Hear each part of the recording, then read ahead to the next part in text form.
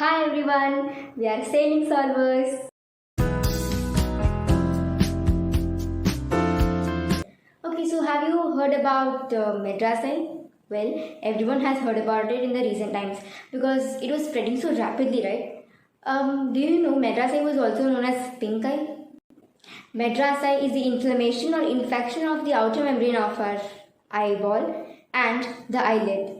It originates when the adenovirus, which causes MADRAS EYE, was first identified in Madras in 1918.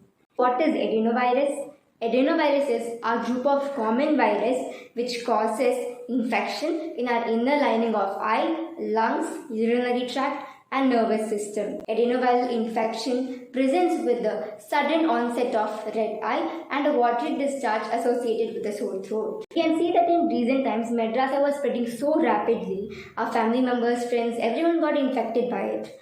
So it made us think to spread awareness to the public. Hence, we made handbills and distributed in the public places.